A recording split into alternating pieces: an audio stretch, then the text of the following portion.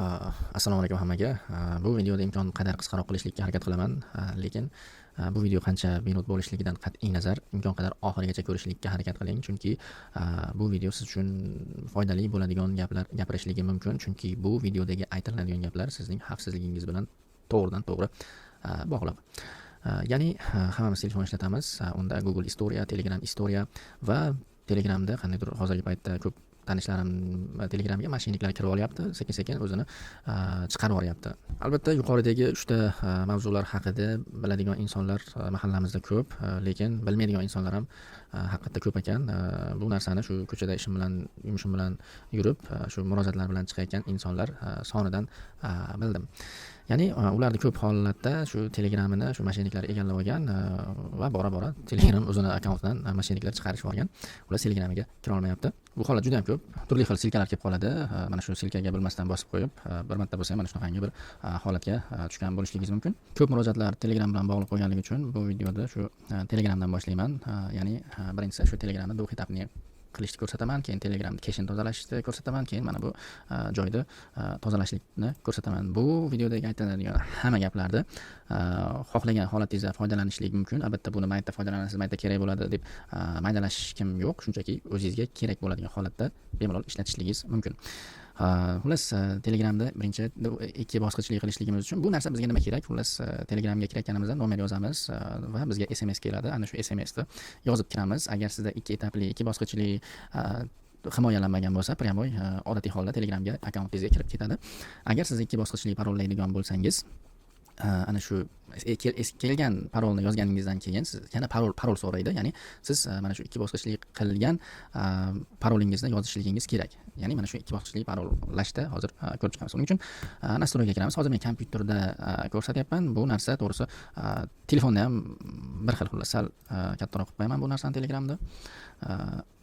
Menimcha endi telefonda ham yaxshi ko'rinyapti. Telegramda bu xitobni qilishlik uchun settingsga kiramiz. To'g'risi bizda Telegramda ruscha, o'zbekcha ishlatishar ekan. Yosh kattalar ko'p Telegramda ruscha ishlatadi. Shuning uchun bu videoda ham ruschaga o'tkazib olib ko'rsataman. Russia. Okey. Xo'p. Настройка, confidentialность. Mana bu yerda облачный parol. Облачный parol degan joyga kiramiz. Созdat parol. Tak, bu joyga parol yozishimiz kerak, ya'ni o'zimiz biladigan. Imkon qadar ko'p narsaga iloji bo'lsa bir ikki xil parol ishlatganingiz yaxshi yoki bir o'chmaydigan joyga yozib, u o'chmaydigan yozuvingizni ham saqlab yurishingiz kerak. Xullas, o'zingiz xavfsizligingiz qayerda saqlaysiz, o'zingiz bilasiz. Xullas, pashakka parol yozasiz. Men hozir parol yozaman. Вот. Pastdagi ham xuddi shunaqangi bir xil bo'ladi. Tak. Xullas, mana bu joyga yangi parol yozamiz, mana bu joyga esa yangi parol yozganimizda takroran yozamiz. Продолжitni bosamiz. Bu joyga mana shu yozishimiz kerak edi. Mana shu mabodo esingizdan chiqib qolsa, parolingiz misol uchun yozib qo'ygan bir bloknotingizni yo'qotib qo'ydingiz yoki zametkangiz o'chib ketdi telefoningizdagi. Ammo esingizdan chiqib qoldi. Bu joyga podskaska, ya'ni mana shu yozuvni o'qiganingizda ana shu parol bo'ldi eslar degan narsani yozib qo'yishingiz kerak. Faqat bu narsa umumiy bo'lmasligi kerak. Ya'ni misol uchun tug'ilgan kunim deb qo'ysangiz, tug'ilgan kuningizni albatta hozirgi paytda mashinliklar, aytaylik bir hakerlar tug'ilgan kuningizni nimani yaxshi ko'rishligingizni biladi. Biz mana shu joyga men misol uchun old password deyman, ya'ni eski parolim, xullas doimiy foydalanib kelayotgan parolim. Продолжить.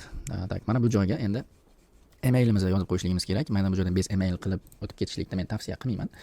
Agar siz bu joydan emailingizni kiritib qo'yadigan bo'lsangiz, Telegram akkauntingizga kira olmagan taqdiringizda va SMS kelmasa, telefoningizga SMS holatda parol kelmasa, shunchaki parolni elektron pochtamga yubor deb bosib bemalol Telegram akkauntingizga kirib olishligingiz mumkin. Keyin yana bitta narsa, elektron pochta masalasi bo'yicha ko'pchilik har bitta telefonni almashtirganda elektron pochtasini yangilayveradi, yangitdan ochaveradi. Yo'q, buni qilish kerak emas. Elektron pochta xuddiki bir pasportga o'xshagan narsa. Ya'ni telefon ishlatadigan yoshga keldingizmi, bo'ldi, bitta email oching, bo'ldi, shundan butun umr shu elektron pochtadan foydalaning. Chunki bu elektron pochtaga juda ham ko'p narsalar bog'langan bo'ladi. Aytaylik, Instagram, Facebook va yana boshqa bir davlat xizmatlari ham hozirgi paytda elektron pochta bilan bog'liq. MyGo deymizmi?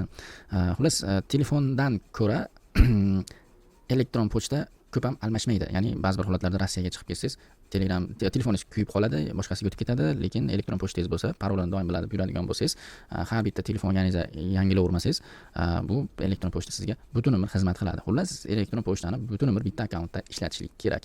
Bu tavsiya va muhim tavsiya. Ba'zilar shu narsaga amal qilmaydi. Xullas, mana shu joyga shu doimiy ishlatayotgan va elektron pochtangizni parolini biladigan elektron pochtangizni yozishingiz kerak. Xullas, men elektron pochtangiz bitta deyman, короче. Xullas, mana shu yerga elektron pochta yozamiz. Misol uchun men o'zimning elektron pochtamni yozaman. Elektron pochta juda ham muhimligi uchun ko'p gapirardim, ming bor uzr. Ya'ni mana shunaqangi muammo ham ko'p uchraydi. Instagram tiklavering deydi, lekin elektron pochtasini bilmaydi.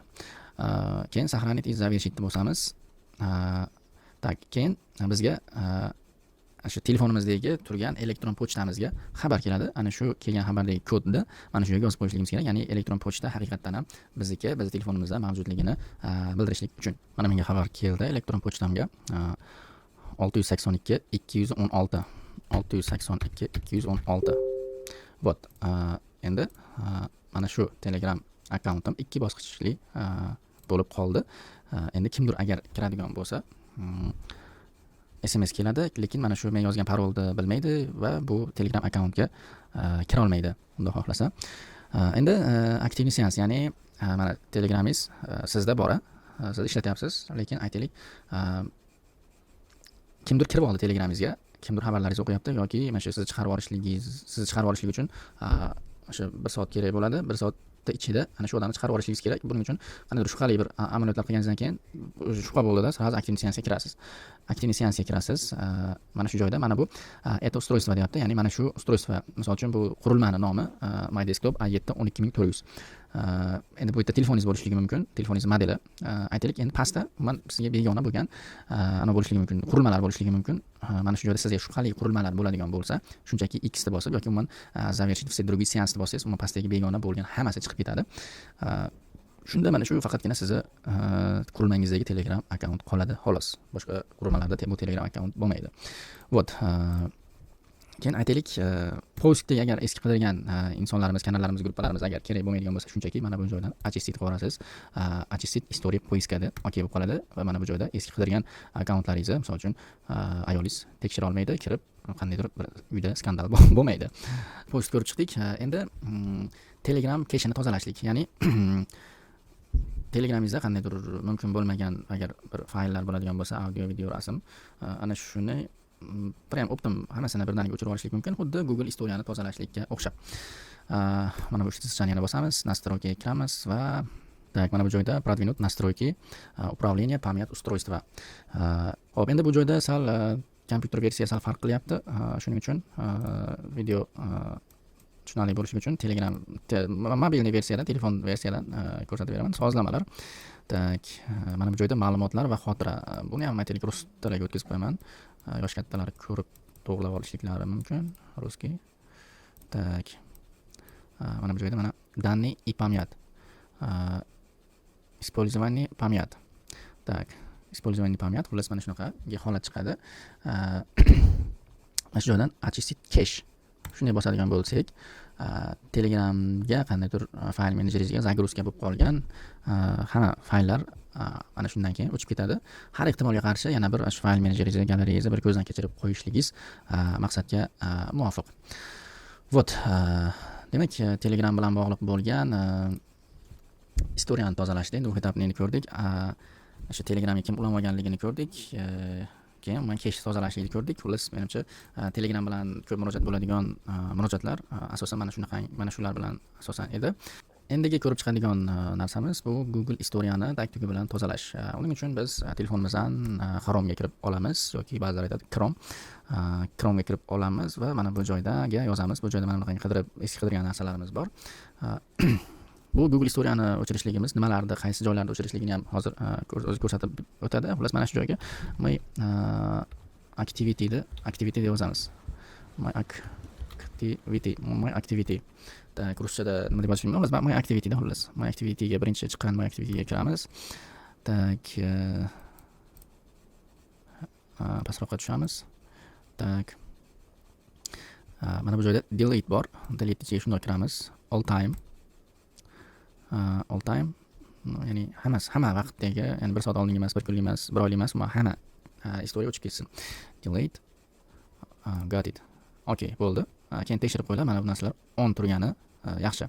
Ya'ni bu joyda bu yerda ulgurmay qolibmiz. Xullas, bu даже Google'lar, YouTube'lar tarixi ham o'chib ketadi. YouTube'ga shunday kiradigan bo'lsanglar, hech narsa chiqmaydi. Mana bu joyga aytaylik, Hamdam Sobirov deb bitta qidirasizlar. Keyin Hamdam Sobirov chiqadi. Bitta videosini qo'yib yuboramiz. Bo'ldi, qo'yildi. Endi chiqib olsak, bo'ldi, eski holatga qaytib qoladi. Ya'ni birdaniga kirgandan keyin hech narsa chiqmasa, bir qo'rqib ketmaslik kerak, ya'ni YouTube buzilib qoldi deb. Keyin yana bitta narsa, necha yosh bo'lishligingizdan qat'iy nazar, bu ma'lumotlarni imkon qadar ignor qilmang yoki ya'ni boshqacha qilib aytganda, biz yoshimiz katta, tushunmaymiz. O'zingiz qilib beravering. Bu narsa xavfsizlik uchunmi, insonni o'zini xavfsizligi uchunmi? Bo'ldi, buni imkon yoshimiz katta, tushunmaymiz, bilmaymiz, so'rlab beravering degan narsani aytish kerak emas. Toki bir nizashto bir aytaylik, juma muborak sababidan qamalib ketib, aytaylik, misol uchun shu oila bola chaqangizni davrasidan uzoqda yoki bir qanchadir miqdorda bir jarima to'lab, shu farzandlaringiz rizqidan qiyilib yurgandan ko'ra, albatta har bir inson o'zining xavfsizligini ta'minlab qo'ygani o'zi uchun, oilasi uchun yaxshi.